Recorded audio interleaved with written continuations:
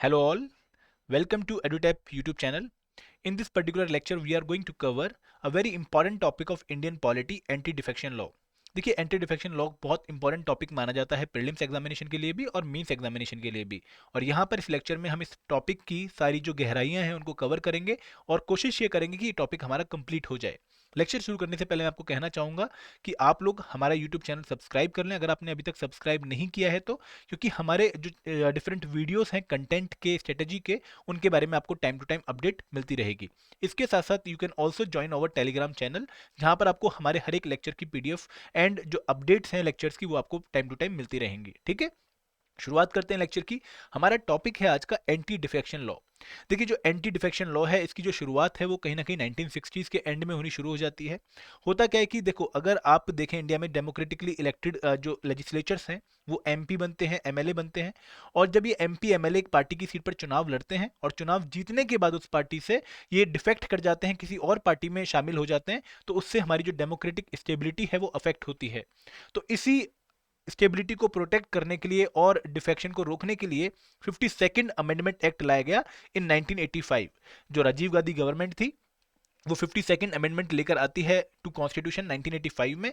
और यहां पर बोला जाता है कि अगर कोई आदमी, अगर कोई एमपी या एमएलए, मेंबर ऑफ पार्लियामेंट भी and member of state legislature भी, अगर अपनी पार्टी से डिफेक्ट करके दूसरी पार्टी में जाता है तो उसको डिस्क्वालीफाई कर दिया जाएगा from the membership of the house. For example, एक मेंबर है ए जो कि बीजेपी की सीट पर चुनाव लड़ा है और चुनाव जीता भी है, और चुनाव जीतने के बाद इसने कांग्रेस पार्टी में अपने को शामिल कर लिया। तो इस पर्टिकुलर प्रकरण की वजह से इसको डिस्क्वालीफाई किया जा सकता है for being a member of parliament और for being a member of state legislature, जो भी केस होगा उस टाइम पर। ठीक है, और इस पर्टिकुलर अमेंडमेंट ने, 52nd अमेंडमेंट ने 1985 की 4 आर्टिकल्स में चेंज किए। कौन कौन से आर्टिकल्स थे? आर्टिकल 101, आर्टिकल 102 जो कि पार्लियामेंट से रिलेटेड है, एंड आर्टिकल 190 एंड आर्टिकल 191 जो कि स्टेट लेजिस्लेचर से रिलेटेड है।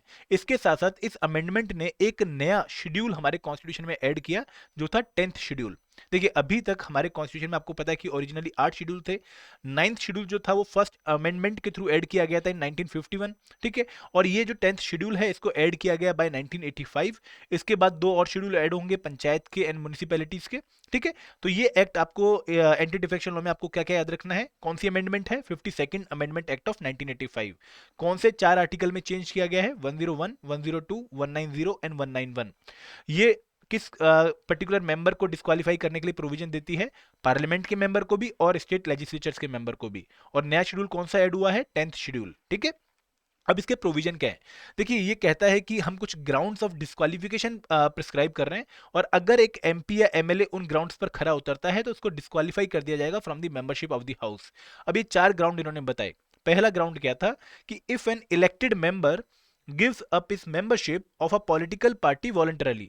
फॉर एग्जाम्पल, आपने देखा कि एक पर्टिकुलर पार्टी से एक आदमी चुनाव लड़ा है ए, ठीक है, चुनाव जीत गया है, और चुनाव जीतने के बाद इसने अपनी पार्टी की जो मेंबरशिप है वो दे दी है, छोड़ दी है, और ये किसी और पार्टी में शामिल हो गया है, तो ऐसे केस में उसको डिस्क्वालीफाई कर दिया जाएगा from the member of parliament और मेंबर ऑफ लेजिस्लेटिव असेंबली। इसमें बेसिकली इशू क्या है कि देखो, एक पार्टी जो है उसको बहुमत चाहिए होता है सरकार बनाने के लिए। जैसे अगर हम लोकसभा की बात करें तो अगर आपके पास 272 प्लस सीट्स है आपकी पार्टी के पास तो आप सरकार बना सकते हैं। लेकिन अगर ये सरकार बनाने वाले हैं, इनके पास 273 सीट्स हैं, इन्होंने बोल दिया प्रेसिडेंट को कि मैं सरकार बनाने आ रहा हूं, लेकिन इनकी पार्टी से एक आदमी जो चुनाव जीता था उसने पार्टी छोड़ दी, तो इनकी तो स्टेबिलिटी पूरी हिल जाएगी ना। इस वजह से एंटी डिफेक्शन लॉ आया। ठीक है, कि अगर एक मेंबर एक पार्टी की सीट पर चुनाव जीतने के बाद अपनी पार्टी की मेंबरशिप को वॉलंटरीली छोड़ देता है तो उसको डिस्क्वालीफाई कर दिया जाएगा from being a member of parliament. ठीक है, दूसरी बात क्या कि अगर मान लो किसी मुद्दे पर वोटिंग होने वाली है, आज एक पार्लियामेंट में बिल पास होना है या फिर स्टेट लेजिस्लेचर में बिल पास होना है और उसके ऊपर वोटिंग होनी है, और पार्टी ने एक डायरेक्शन दी है कि देखो हम इस बिल के फेवर में या अगेंस्ट में वोटिंग करेंगे, और उस पार्टी की डायरेक्शन को एक मेंबर फॉलो नहीं करता है और अपनी पार्टी की डायरेक्शन से अलग जाकर वोट करता है या फिर वोट नहीं देता है, तो इस केस में भी उसको डिस्क्वालीफाई किया जाएगा on the ground of defection. तीसरा ग्राउंड क्या है कि अगर एक इंडिपेंडेंट इलेक्टेड लेजिस्लेचर, देखिए इंडिपेंडेंट इलेक्टेड लेजिस्लेचर कौन से होते हैं? निर्दलीय उम्मीदवार। आपने बहुत बार देखा होगा कि बहुत सारे ऐसे कैंडिडेट होते हैं जो किसी पार्टी की सीट पर चुनाव नहीं लड़ते हैं, जो कहते हैं कि हम निर्दलीय हैं। और अगर ऐसा एक निर्दलीय आदमी चुनाव जीत कर आता है और चुनाव जीतने के बाद वो किसी पार्टी को ज्वाइन कर लेता है तो उसको डिस्क्वालीफाई कर दिया जाएगा from being a member of parliament. ठीक है, या फिर मेंबर ऑफ लेजिस्लेटिव असेंबली। यही सेम प्रोविजन एक नॉमिनेटेड मेंबर के लिए भी है। देखिए नॉमिनेटेड मेंबर कौन से हैं, जो जैसे राज्यसभा में नॉमिनेट होते हैं या फिर स्टेट लेजिस्लेटिव काउंसिल में नॉमिनेट होते हैं, ठीक है। ऐसे मेंबर्स को बोला गया कि अगर इन्होंने नॉमिनेशन के 6 महीने के बाद, नॉमिनेशन जैसे आज हुआ है 1 अप्रैल 2021 को, अगर इनका नॉमिनेशन हुआ है तो इसके 6 महीने के अंदर अंदर, ठीक है, 6 अक्टूबर तक ये कोई पार्टी ज्वाइन कर सकते हैं, 1 अक्टूबर तक ये पार्टी को ज्वाइन कर सकते हैं। लेकिन after the end of 6 month, 1 अक्टूबर के बाद ये कोई पार्टी ज्वाइन नहीं कर सकते हैं, ठीक है। तो ये 4 ग्राउंड बताए गए डिस्क्वालिफिकेशन के। अब ये बोला गया कि देखो अगर क्वेश्चन आता है कि डिस्क्वालिफिकेशन किसी मेंबर की होगी या नहीं होगी, बहुत बार डिस्प्यूट आएंगे, कोई बोलेगा कि नहीं मैं डिस्क्वालीफाई नहीं हूं। तो अगर कोई भी डिस्प्यूट आता है डिस्क्वालिफिकेशन के रिगार्डिंग, या फिर डिसीजन लेना है कि डिस्क्वालिफिकेशन किसी मेंबर की होगी या नहीं होगी, ये डिसीजन लेने की फाइनल पावर किसको दी गई है, स्पीकर और चेयरमैन ऑफ द हाउस। जैसे मान लो अगर लोकसभा है तो वहां पर स्पीकर साहब फाइनल डिसीजन लेंगे, और अगर राज्यसभा है तो वहां पर चेयरमैन साहब फाइनल डिसीजन लेंगे। अगर स्टेट लेजिस्लेटिव असेंबली है तो उनके स्पीकर साहब फाइनल डिसीजन लेंगे और उनका डिसीजन फाइनल होगा, ठीक है। और इस पर्टिकुलर आर्टिकल को, अमेंडमेंट को, 52nd अमेंडमेंट में 2 एक्सेप्शन ऐड करी गई हैं। 2 एक्सेप्शन क्या है कि अगर मान लो एक पार्टी है, ठीक है, जिसमें लगभग 100 मेंबर चुनाव जीत के आए थे या फिर 150 मेंबर चुनाव जीत के आए थे, ठीक है। अगर इस पार्टी के 2/3 मेंबर कितने हो गए इसके, 100 मेंबर, अगर इस पार्टी के 2/3 मेंबर पार्टी से अलग होना चाहते हैं और किसी और पार्टी में मर्ज होना चाहते हैं, तो ऐसे केस में उन पे डिफेक्शन का लॉ नहीं लगेगा। अगर एक सिंगल आदमी डिफेक्ट कर रहा है तो उसको डिस्क्वालीफाई कर दिया जाएगा, लेकिन अगर 2/3 मेंबर पार्टी के डिफेक्ट कर रहे हैं, किसी और पार्टी में मर्ज हो रहे हैं, तो ना तो जो 100 जा रहे हैं उनको डिस्क्वालीफाई किया जाएगा और ना ही जो 50 बचे उनको डिस्क्वालीफाई किया जाएगा, ठीक है। सिमिलरली अगर मान लो एक पार्टी है जिसने चुनाव जीता है और उसकी सरकार बन चुकी है, और आपने देखा है कि लोकसभा में जिसकी सरकार बनती है वही अपने किसी एमपी को स्पीकर पोस्ट पे भी इलेक्ट करवा देता है। तो अगर मान लो कोई लोकसभा का एमपी स्पीकर बन जाता है, या फिर राज्यसभा में कोई chairman, Rajya Sabha sorry, state legislative council में कोई चेयरमैन बन जाता है, क्योंकि राज्यसभा में एक्स ऑफिशियो चेयरमैन है, तो अगर वो स्पीकर पोस्ट पे इलेक्ट होता है तो वो अगर चाहे तो अपनी पार्टी की मेंबरशिप से रिजाइन कर सकता है और बाद में उसको दोबारा ज्वाइन कर सकता है, ठीक है। उसके लिए एक्सेप्शन है सिर्फ स्पीकर या चेयरमैन के लिए, लेकिन ये चेयरमैन राज्यसभा का नहीं, क्योंकि राज्यसभा में एक्स ऑफिशियो चेयरमैन होता है, ये chairman state legislative assembly council की यहाँ पर बात हो रही है, ठीक है।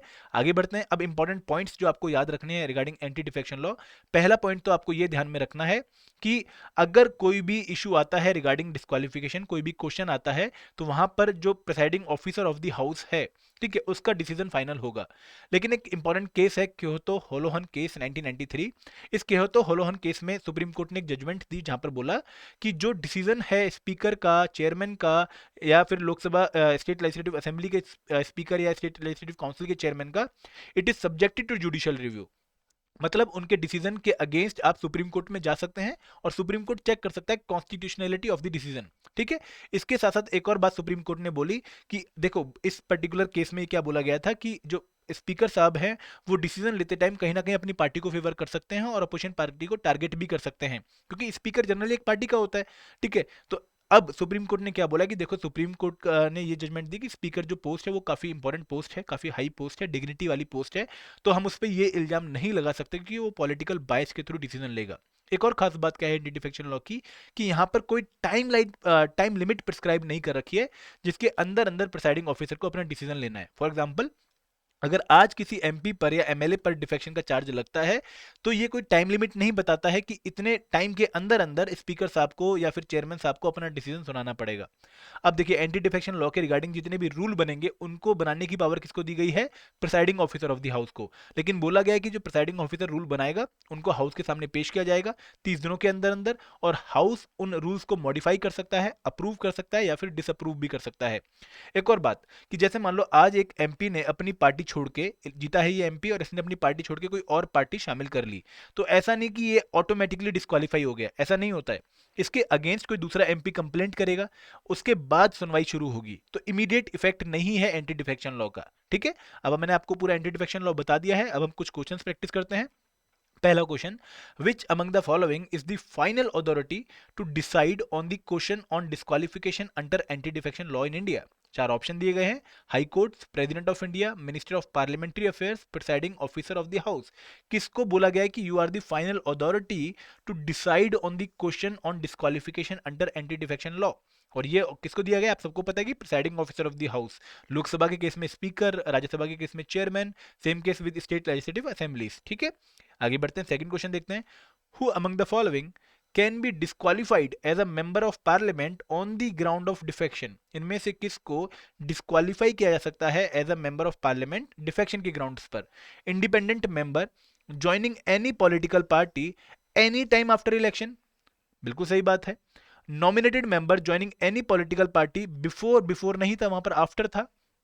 Member preaching and practicing social crimes such as untouchability, no doubt they can be disqualified, but not on the grounds of defection. They can be disqualified under RPA 1951.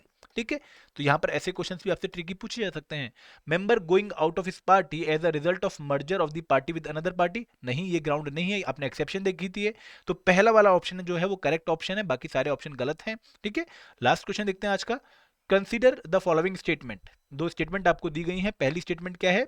Presiding officer's decision on disqualification under anti-defection law is not subjected to judicial review. A clear-cut timeline is prescribed to presiding officer for deciding the plea on disqualification under anti-defection law. और आपको बताना है कि कौन सी statement incorrect है। ठीक है, देखिए पहली स्टेटमेंट इनकरेक्ट है क्योंकि आपने देखा कि क्यों तो होलोहन केस में बोला गया है कि it is subjected to judicial review, तो ये स्टेटमेंट गलत हो गई, तो आंसर का पार्ट बनेगी क्योंकि आपसे इनकरेक्ट स्टेटमेंट ही पूछी है।